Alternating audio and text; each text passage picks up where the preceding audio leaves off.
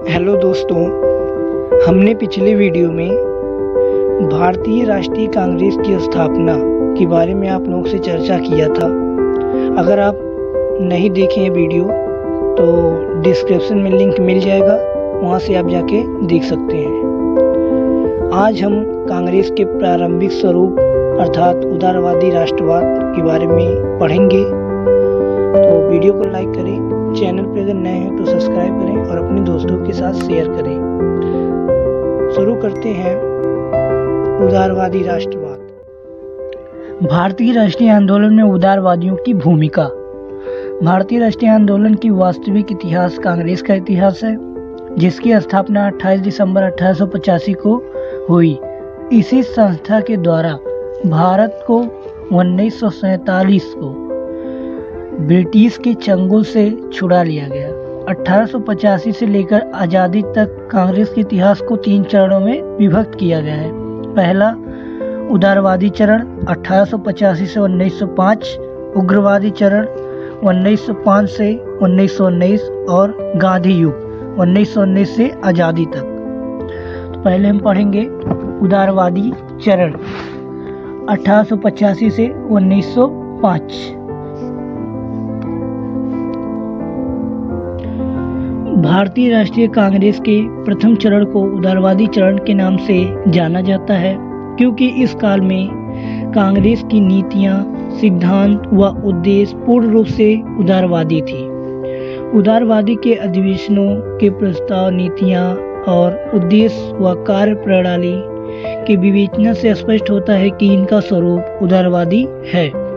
इस युग को सुधार का भी युग कहा गया, क्योंकि इस काल में कांग्रेस का उद्देश्य देश के छोटे छोटे संवैधानिक तथा प्रशासकीय सुधार लाना था।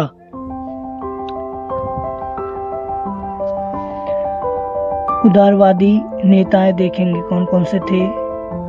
दादा भाई नौरोजी, फिरोज शाह मेहता, गोपाल कृष्ण गोखले, सुरेंद्रनाथ बनर्जी आदि थे। ये अहिंसात्मक और वैधानिक उपायों पर विश्वास तथा ब्रिटिश साम्राज्य के प्रति निष्ठा, प्रार्थना पत्रों आदि विनिमय माध्यम के द्वारा अपनी मांगों पर बल देते थे। माधवराव के शब्दों में कांग्रेस ब्रिटिश शासन है, नौरोजी के शब्दों में हम पूर्ण रूप से राजभक्त हैं। इस समय कांग्रेस पर मध्यवर्गीय बुद्धिजीवी, वकील, डॉक्टर, पत्रकार आदि का प्रभाव था। उदारवादियों की ब्रिटिश के प्रति अंधभक्ति को देखकर उग्रवादी इन्हें राजनीतिक भिक्षावृत्ति कहते थे। अब देखेंगे उदारवादियों की विशेषताएं और सिद्धांत, नीति, कार्यप्रणाली। अपने प्रारंभिक वर्ष में कांग्रेस उदार राष्ट्रवादियों के नियंत्रण में थी, जिनके मूल विचार या उनके कार्य करने के जो तरीके थे कुछ इस प्रकार से थे, जैसे कि संवैधानिक साधनों में विश्वास और क्रमिक सुधार में विश्वास, उदारवादियों के ब्रिटिश शासन के प्रति राजभक्ति। मतलब आप लोग को हम विस्तार में बताएंगे। पहले हम बताते हैं संवैधानिक साधनों में विश्वास। उदारवादी नेता संवैधानिक तरीकों पर विश्वास करते थे। वे किसी भी प्रकार सरकार से किसी तरह का संघर्ष नहीं करना चाहते थे। उदारवादी ने प्रार्थना, प्रतिवेदन आदि नीतियों का पालन किया। वे प्रार्थना पत्रों, शिष्टमंडलों आदि शांतिपूर्ण तरीकों से अपनी मांग मनवाने में विश्वास रखते थे। उदारवादी हर प्रकार से हिंसात्मक विरोधी थे। दादा भाई नौरोजी के अनुसार शांति प्रिय विधि ही इंग्लैंड की राजनीतिक, सामाजिक और औद्योगिक इतिहास का जीवन आत्मा है।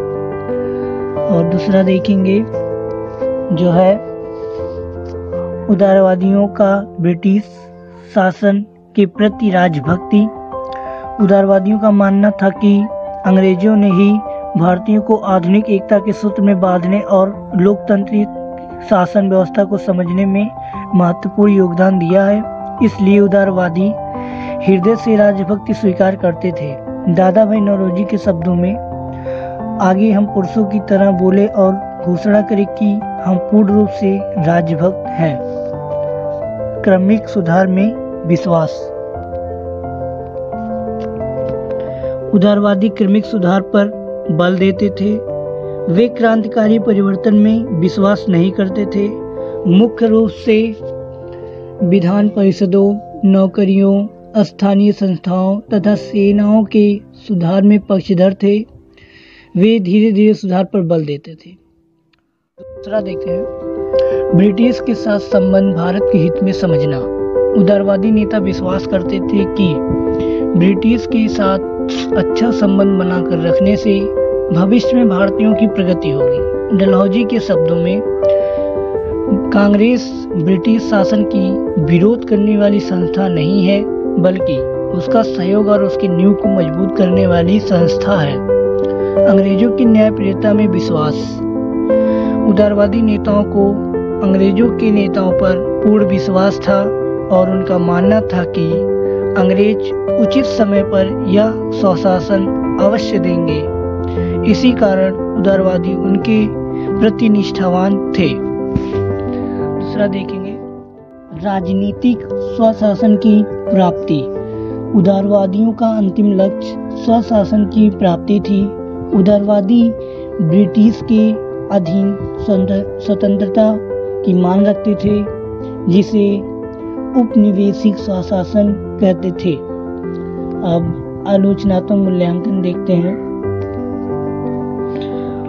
उदारवादी तत्कालीन कांग्रेसियों और सामान्य जनता के बीच बहुत अधिक समझबूझ स्थापित करने अर्थात जनमानस को कांग्रेस के साथ जोड़ने में असफल रहे। उदारवादियों के राजनीतिक कार्य अधिक उत्साहवर्धन नहीं थे तथा वे आवेदनों और प्रार्थनाओं के माध्यम से अपनी मांगे प्रस्तुत करते थे। और वीडियो अच्छी लगी हो तो लाइक करें, चैनल को सब्सक्राइब करें और मिलते हैं अगली वीडियो।